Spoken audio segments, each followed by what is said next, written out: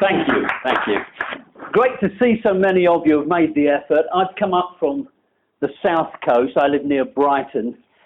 The journey itself actually wasn't particularly difficult, I have to say. The real issue was deciding which bits of the news I should believe about Scotland, because it looked grim. It's cold, I agree, but it's not quite the bleakness that the TV was presented. That choice actually is rather significant, really, because it's choosing between the obvious propaganda and what one might feel to be the truth on the ground. That is really the essence of this evening's talk. How much of the Jesus story is propaganda and what is the reality behind it? Now, there's few things in life I enjoy more than talking about the Lord. So I'm here for as long as any of you want to remain to discuss the matter and answer your questions, at least until tomorrow's flight. So we have plenty of time as far as I'm concerned. It's a fascinating story, deciding whether Jesus is a character in history or perhaps a created fictional character. There are examples of both in history. I think we can agree to that. But it's actually a heresy, really, to actually doubt the existence of Jesus. I think I will acknowledge, and I think you will agree, that it's a minority position. Not too many people stand up and say, he didn't exist. Most people will actually go along with the idea that probably there was something behind the story. Now, I understand that you are skeptics in the pub, so no doubt you are skeptical as a given regarding the biblical story. You know, I don't know if anybody here would, for example, agree with the virgin birth. Perhaps there's nobody here would actually think that Jesus walked on water. So that's probably an assumption we could make in this group, if not in every other group. So there is a sense in which you are rationalists and you're using rational thought to make the story that you grew up with, and I assume you all grew up with the tale of Jesus. There is a rationality that makes you refine the story in time to decide which bits you will actually accept as probably true and which bits you reject out of hand as a bit of, pious fabrication. I think many Christians will agree there is a tendency on the part of the faithful to invent things, and historically that's not difficult to prove. So there is a lot of baggage that goes with the story, and I guess in this rather liberalised Christian world that we live in, at least in this country, people tend to pick and mix which bits of the story they'll accept and which bits they won't. But at the core, is there an actual Jesus of history behind the wonderful legend? Now, I've spent a few years now investigating that subject. I should say that of the two possibilities, that there probably was a Jesus and there probably was never a Jesus, and we only have probabilities, of course, I can confess that I've held both those points of view. For most of my life, if asked, I would have said there was probably a Jesus. It's not something that, for most of my life, engaged my interest, but it seemed such a reasonable proposition. We can all understand how stories get embellished, and therefore it was very rational, one could say, that the Jesus story began with a real figure, and then his fans, his supporters, those who were fond of the guy, invented some more fanciful stories after his death. And so, from a point of view of a rational deduction, we could argue there was probably a figure there at the beginning. It's easier to believe that it began with a man than it didn't. In some sense, it's intuitively satisfying. We have Christianity, well, why not begin it with a Jesus Christ? So I bought into that idea, and I would say there's something very appealing about it. The most appealing thing about it is that you can reach that conclusion within 1 or 2 minutes. You really don't need to read anything. You know, there's no great study required. You don't need to do research. You can simply sit in your comfortable armchair and decide, I think there was a Jesus. Nobody's going to contradict you. Nobody's going to accuse you of being part of some extremist fringe group. You know, you're in safe territory simply saying there was probably a Jesus. And the next comment you're allowed to say, because nearly everybody does this, is to follow it up with, and I think he was. And you can fill in the blank. So if you feel that he was, you know, a kindly rabbi, you can say, I think there was probably a Jesus and he was a kindly rabbi. And if you think he was a Jewish nationalist, then you can say, I think there was a Jesus and he was probably an early day Che Guevara. You know, slapped down by the Romans, crucified, and then they started a legend about him. So, you know, you're in good company to invent such Jesuses. And in fact, not only the man and woman in the street invents their own Jesus, so do a great many mainstream historians also invent their own Jesus. And the bookshelves are full of these characters. Great tomes by worthy academics defining who Jesus was. And they begin normally with that assumption on the dust jacket. The assumption is the mystery of Jesus. Who was he really? Never the question, was there really a Jesus? Always the question, who was the real Jesus? So the assumption is buried deep within that whole investigation. Even these great and noble scholars in theological colleges throughout the world do not cross that line of questioning the existence of Jesus.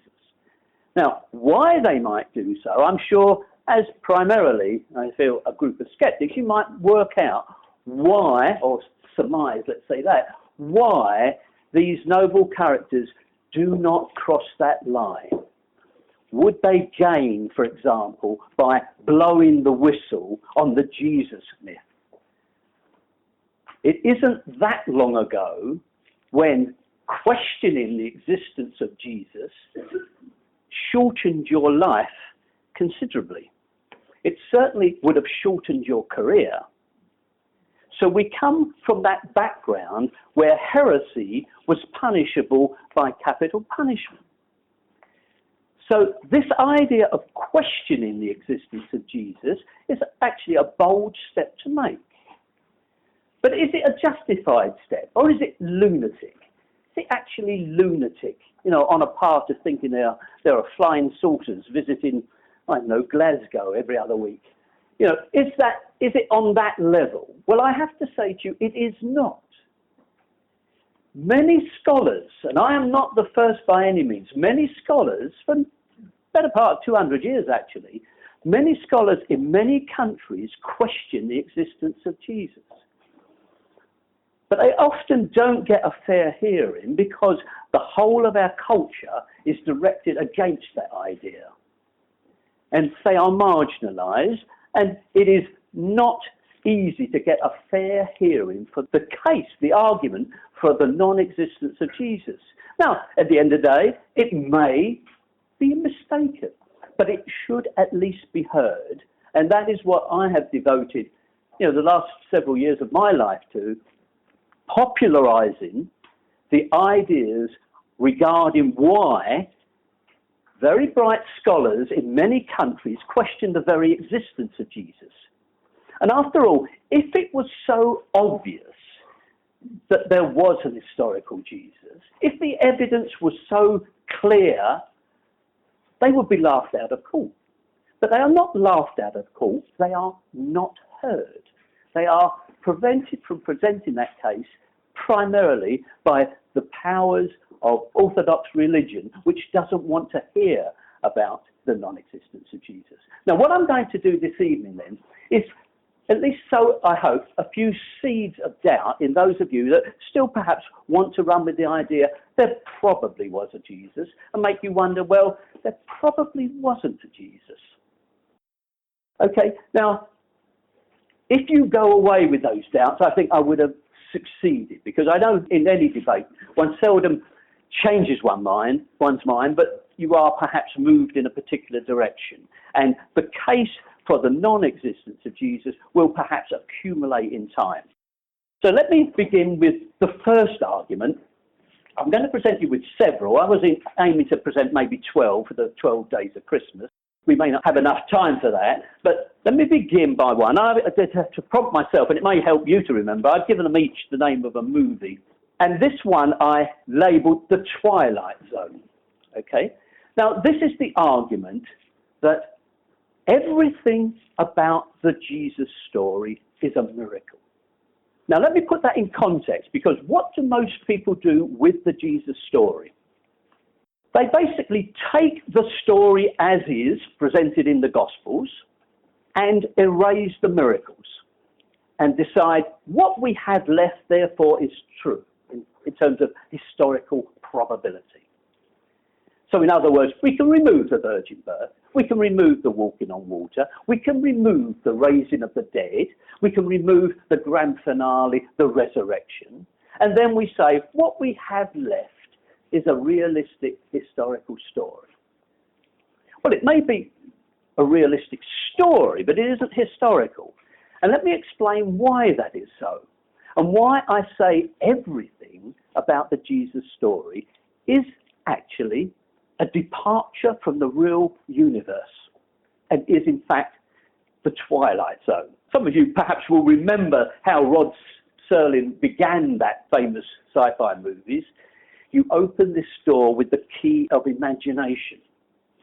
Well, think of that door as the Bible, right? You use your imagination and you enter a world of light and shadow. You have entered the Twilight Zone. Let me take an historical event from the Bible and show you how it's not an historical event at all. One of the most famous little incidents of Jesus' ministry was the cleansing of the temple. Now, if you remember the story from your Bible study days, Jesus, angry with what was happening in his father's house, made himself a little whip. He goes into the temple and he overturns the tables of the money changers and he drives them out. Drives out those who had all the animals to sacrifice and the dove sellers. He drives out those who are turning his father's house into a shop. Now, okay, you can perhaps imagine a person with a whip causing a bit of a fracas. Yeah? It's not difficult to imagine that. But cleansing of the temple. Now, the Jewish temple of the Second Temple period was a massive structure on a great platform that had extended over 35 acres. Approximately 3 times the size of the new Wembley Stadium. At Passover time, at Jewish festivals, it would be thronging with thousands of pilgrims, of visitors. The concourse was surrounded by a wall and porticos and had a limited number of doors. Now, I want you to imagine that picture of that temple during the Passover, filled with maybe 20,000, 30,000 people, cattle, dove sellers, money changers, and now imagine one man with a whip overturning it and driving them out. Absolutely impossible. What could he have actually have achieved if he had existed? One small incident in one small part of that temple, when he would have been overwhelmed immediately by the temple guards. You can imagine the reaction of money changers, somebody turning over their tables. He would have been unlikely to escape with his life. And yet, the story, so briefly told, he just wanders off. Yeah? And at that point, apparently the Jews resolved to kill him. But, is it history? No, it is not history. It's simply a grand event of theological purpose. You cannot fit that seemingly historical moment of cleansing the temple into real history. Now, that's one incident. If we had all night, we could go through the whole book. But what I wanted to do is to start off with simply the beginnings of the gospel, with the first of the gospels, which is the Gospel of Mark. And simply show you how this story reads. And some of you perhaps know it, and some of you perhaps don't. Mark begins, actually, not with any birth of Jesus. It begins with the ministry of John the Baptist. And the words it actually says is, all of Judea came to John the Baptist, and all were baptized. Now, I won't spend too much time on John the Baptist, but just reflect on those words. All of Judea came to John the Baptist. Really? What, the whole population? 300, 400,000 people? They were all baptized. If that had happened, we would surely have known about that in some other source. It is merely a bit of hyperbole. Okay, we'll let it pass. What happens then? Jesus is baptized. Now that in itself is a difficult bit of theology that the church has to struggle with, because why would a man, a God-man, need baptism anyway? So that they have a difficulty with that one, and it changes between the different Gospels. But let's take it as a possibility. What actually happens in that baptism of Jesus? Well, three things. The heavens opened. Now, I don't think they were talking about a storm.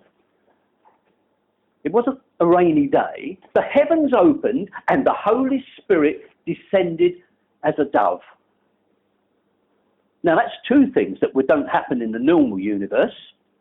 We don't see the heavens open. We don't see the Holy Spirit descending as a dove in any shape or form. And if it did, it would be a miracle. And what happens then? God speaks. This is my son. I'm well pleased with him. Well, that's three events that are really outside the normal universe. Do we normally have God speaking from the sky, telling us about somebody who's just come out of a bath? That is the next little bit of Mark's Gospel. What happens then? The Holy Spirit drives Jesus into the wilderness. What a strange story that is. The Holy Spirit, isn't that part of God? And he drives him into the wilderness. Why? In order to be tempted by Satan. So you think, what sort of collusion is going on there? Does a God need to be tempted by Satan in any way? Doesn't make sense. In any rational universe, we are in the twilight zone. Okay, he is in the desert for 40 days and ministered by angels. Yeah? Is that from the real world or is that from the twilight zone? Yeah? Ministered by angels. What happens then? Well, then he goes for a walk and he walks past a lake. And he sees a couple of fishermen. And he tells them, follow me. And they left everything and followed him. Now that sort of thing, of course, happens every day, doesn't it? Someone comes by, you're working hard at your business, one word from a passing stranger, and off you go, leaving all, abandoning it all to follow him. The whole story is in the twilight zone. None of this relates to reality. He goes on into a synagogue. What happens? A demon-possessed man speaks to him, or rather the demon in the man speaks to him. He knows who he is, Jesus of Nazareth. The demon recognizes him, and Jesus expels the spirit, this evil spirit. Of course, that sort of thing happens every day, although the last one I saw was in the film The Exorcist. Do we have any of this happening in the real world? Speaking to demons, expulsion of demons. The next thing he does, he goes into the house of Peter's mother-in-law. She's dying of a fever, or at least sick with a fever, and one word from Jesus cures her of the fever. So we had instant remedies now. And the bit I really like about that little bit is that she got up and ministered to him. So you can see that wonderful comment, that wonderful contribution to women's liberation. Off your deathbed, into the kitchen, get my dinner. Yeah? This is Jesus in operation, right? He next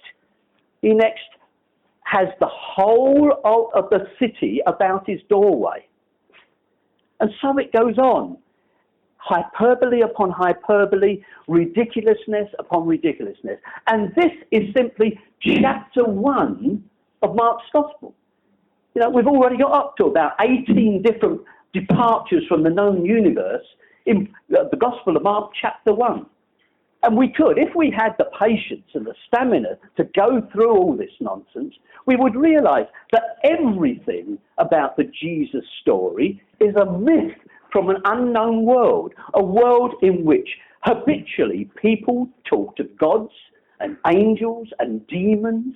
They perform immediate cures. People behave in odd and erratic fashions. People can speak to angels. You know, there's no embarrassment, there's no surprise. It's just an everyday event. Clearly here is not a story about a real man at all. Now, you can say, oh, well, it's all, you know, all a bit of an exaggeration, but let's say, well, you know, maybe he just went and got baptized and that was it, you know, nothing else happened. But if you do that, you're doing two things. Firstly, you're making your own gospel, which of course lots of people do, lots of Christians do it, even though they don't realise it. They don't actually believe any one bit of the story. They composite the whole thing and extract the bits that appeal to them. So you're rationalising it, but actually when you reduce it in those terms, what do you imagine you have left? You don't have a real person living a real life. You have a man who has no more concrete existence than Adam. Adam also serves a purpose in the Bible, symbolic representation of a man. And Jesus is similarly a theological construction serving a purpose. He doesn't exist, he didn't exist. So point one, everything about the story is mythological and has no creed in supporting the historical Jesus. Okay, let me go on to point two. This is what I call, giving it a name of a film, The Land That Time Forgot. Now, Jesus, we know, was Jesus of Nazareth. An interesting city. It's very important to the tourist trade of Israel. Approximately 1 million people a year visited Nazareth, even though there's not actually much to see there. You know, it's a largely Arab city anyway. Now, Nazareth obviously exists today. It would be necessary for a Jesus of Nazareth for Nazareth to have existed in the 1st century. What evidence do we have for that? None. That is the problem with Jesus of Nazareth. Now, there is a city there today. It's been there for quite a few centuries. How did it originate? It originated when Helena, the mother of Constantine, made a pilgrimage to the Holy Land. She was in search of holy relics. When she was presented with some of the nails of the true cross, Constantine put them into his helmet and into the bridle of his horse. Lucky charms. Can you imagine that scene when the Empress was touring through Palestine and looking for artifacts of this hero, this new god that had lived 300 years earlier? Do you think the locals were slow to come up with some things to show her? Well, what they showed Helena in the vicinity of Nazareth was a cave.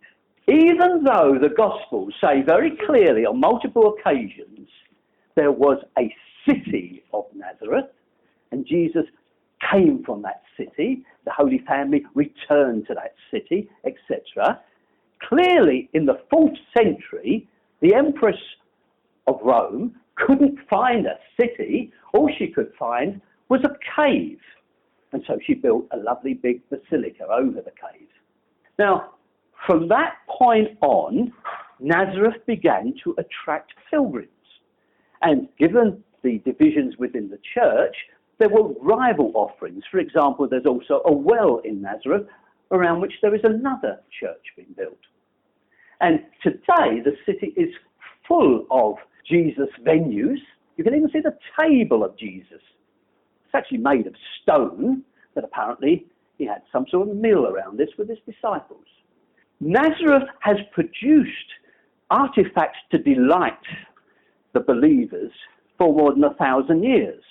It goes on doing so, usually in the run-up to Christmas. Some of you can surely remember when the Jesus bathhouse was announced, about maybe 3 or 4 years ago. Early December, we suddenly learned the bathhouse of Jesus has been discovered. What had actually been discovered was a bathhouse from the time of the Ottomans.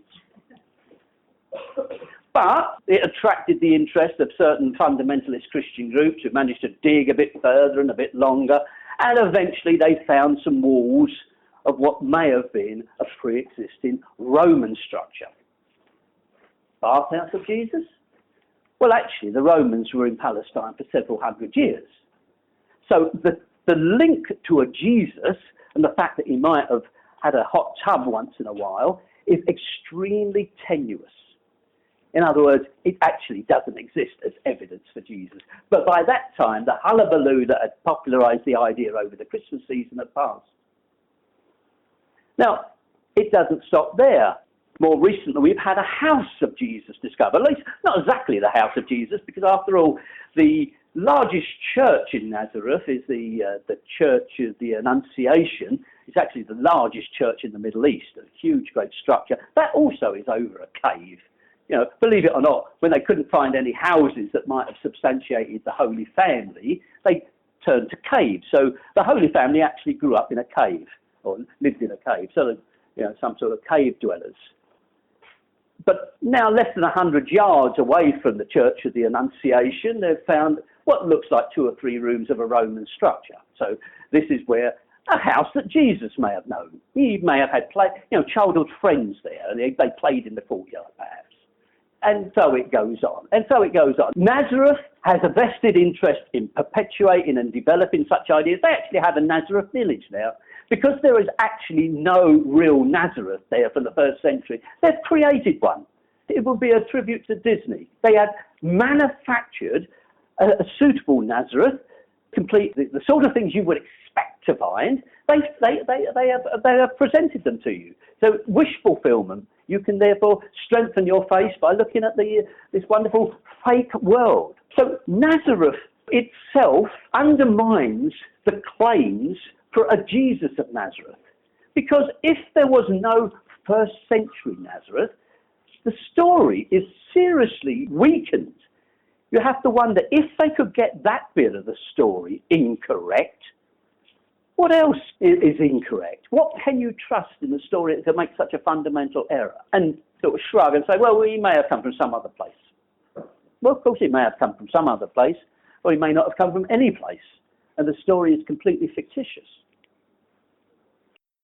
Okay, so that's the second point, an argument from geography, an argument from what's on the ground. Let me give you a different argument now, one from chronology. This one I call the time machine. When was Jesus? One of the curious things about the Jesus story is how ambiguous the dates are. I think we probably all know that it was a 6th century monk who devised the AD BC dating system. Until then, they used the years of the ruling kings and emperors to date the calendar. But that was when the idea of AD BC was adopted. Although it should be said, quite on a regular basis, I get the odd naive Christian say to me, "Of course Jesus existed. They dated the calendar from him. If he hadn't existed, how could they have done that?" Just shows you how little research they do into such a thing as the calendar. But when was Jesus born? He wasn't born in year 1. We all know there was no year 0. He wasn't born in year 1 for the very good reason, according to the Gospels at least, both Matthew and Luke say that he was born in the time of Herod the Great.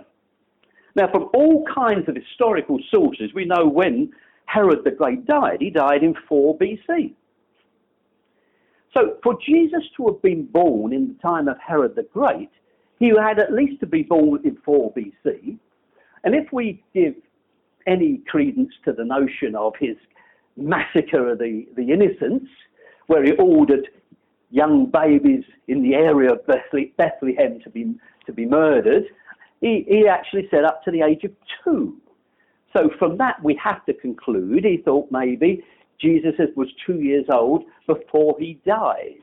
So we have to stretch the beginnings of the chronology at least to 6 BC. Now that's assuming he got in just before Herod's death. But that's one end of the Jesus tale that's problematic, but we can live with that. I mean, it doesn't seem to bother most Christians. They don't have any idea when Jesus was born. That's not the whole point, is it? It doesn't really matter. But let's take a more serious thing. When did he die? Now, you can pick up any Christian pamphlet and get the dates 30 AD or maybe 33 AD. There has to be a slight difference because of the difference, the embarrassing difference, I'd say, between the synoptic Gospels and the Gospel of St. John, because the Gospel of St. John, Jesus' ministry lasts 3 years, not 1 year. So maybe he died about 30 or 33. Doesn't really matter. That's the sort of as close as we can get. Now, in actual fact, we don't have a total lack of precision in dating certain events from the ancient world, even though it might seem a long time ago away. For example, we know the Battle of Actium was fought on the 2nd of September 31 BC. But that's something that historians recorded. We know that was the date. And it's rather curious that Christians actually have no idea of when their Lord died. This sacrificial death, which you would have thought would be seared into their mind, they had no idea. No idea of the day, the month, the year. So there's a lot of ambiguity there in the Jesus story. But I want to step beyond that, and I can say, well, we'll let all that go. You know, let's say it's the first third of the 1st century. We'll let all that go. But have we got any other markers? Now, St. Luke goes out of his way to give some time markers. He talks about the 12th year of Tiberius. He talks about certain things that we might use as a time marker. But one of the most useful sources relates to John the Baptist. Now, the Jewish historian Josephus does talk about John the Baptist, describes him as a good man, doesn't give him miraculous powers, he still exists in the normal universe, but there's a sort of a reference there to John the Baptist. He tells us that John the Baptist was executed by Herod Antipas, Jewish king. Now, the interesting thing is we can build up a chronology for John the Baptist from Josephus. For example, let me do it this way. We know that Antipas came to fancy his brother's wife, so much so that he encouraged her to leave her husband, and rather more pertinently, he sent his own wife packing. And that was in the year 34 AD. His first wife happened to be an Arab princess, and she fled back to her father, who happened to be the neighbour of Herod, or the Jewish kingdoms. This was a king called Aretas of Petra, the Nabatean kingdom. Now, he was upset that his daughter had been dismissed by Antipas, and subsequently invaded Herod's kingdom and defeated him. And it enraged Tiberius back in Rome, because they were both client kings of Rome, and he didn't like them rearranging frontiers. But Aretas attacked Herod's kingdom and defeated him. He ordered his legate in Syria, Vitellius, to advance the legions against Aretas. And they began so to do. Now, the interesting thing that happened is that Tiberius died. He died on the 16th of March in the year 37. Now, the important thing about that, it stopped the invasion of Vitellius against the Nabateans. So we can date those events precisely. And they go something like this. 34 AD, Herod Antipas dismisses his wife, his Arab wife, and marries his brother's wife. Aretas invades, 36. Tiberius dies, 37. The invasion stops. And the interesting thing is, as the Bible confirms, John the Baptist was executed for condemning the marriage of Antipas. In other words, John the Baptist was still alive in the years 35, 36. Now try fitting that with your Jesus story, which fits 30, AD 0 to 30 or 33. Jesus supposedly began his ministry only after John the Baptist was imprisoned and beheaded. And yet, it doesn't fit into the known history of that period. Either the Jesus chronology is wrong, or it didn't happen. And I think we can conclude it didn't happen. John the Baptist may indeed have been a real character, but this Jesus that piggybacked his ministry upon John the Baptist did not exist, and the chronology does not fit. So, in addition to the difficulties of place, we now have the difficulties of time.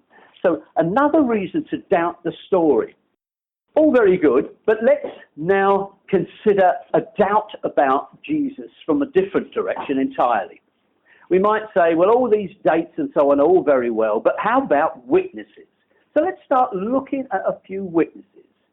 If somebody of the power and magnificence of Jesus Christ ever lived, we should surely have adequate testimony to that effect across a great many sources. And one of the great embarrassments for Christians is that there are no great testimonies to the existence of Jesus beyond their own Gospels. But I'm going to show you the difficulties we have with the story of Jesus working from the New Testament itself.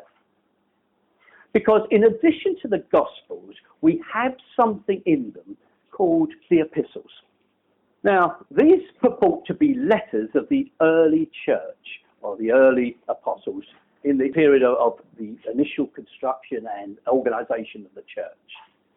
They are tucked in behind the Gospels, but it should be said, and I don't think any New Testament scholar would actually differ with me on this, they are actually earlier than the Gospels. In other words, though the letters, by being placed after the Gospels, give you the intentional illusion that they were written subsequent, they are actually earlier material. So, for example, all of the epistles of St. Paul are among the earliest Christian testimonies. They all predate the Gospels. And so do the other epistles. We have epistles there from James, from Jude, from Peter, from John. In total, 21 letters, so-called, amounting to 60,000 words. In no uncertain terms, none of the 21 so-called epistles of the New Testament, the letters, mention anything about the life of Jesus, which is a shocking error or mistake in the New Testament story. The reason is they didn't know of the story. There is a reference, 2 or 3, there is a reference to the Last Supper in 1 Corinthians. It could be that that's an interpolation, but even if we took it at face value, it's like damning with faint praise. Is that all you can say about the Last Supper? I mean, let me give you another instance. You know, sometimes there's a quote taken from St. Paul where he talks of Jesus being born of woman. Wow. If someone said to you they knew Elvis Presley, and you said, tell me something about him, and they said, well, he was born of woman, you wouldn't feel as if you had been told much, would you? And yet that is the reference that St. Paul has to say. He doesn't use Mary's name. He doesn't refer to the wonderful event. Born of woman. And why might he have said that? Because the true author was actually trying to gainsay those other rival sects that didn't have a Jesus that was on earth at all. It's a phrase there designed to try and move Jesus' earthly territory. Born of woman. It's a minimalistic comment, best you could ever say. There is mention of Pontius Pilate in 1 Timothy. Indeed there is. Here is a part of the gospel story that appears in an epistle. The only trouble is, if you ever take the trouble to study the Pauline epistles, you will discover the one word that hits you almost immediately. You pick up any book on the letters of St. Paul, is the word authentic or inauthentic. In other words, for more than 200 years, theologians have seriously doubted the authorship of the so-called Pauline letters. And the one that is most in doubt is 1 Timothy, which looks like it belongs to the second half of the 2nd century, at a time when Catholicism was building in its literalist interpretation of an allegorical story. So it's not surprising. There alone is one little reference to the whole story of the trial and the execution of Jesus. Thank you. Thank you. Thank you.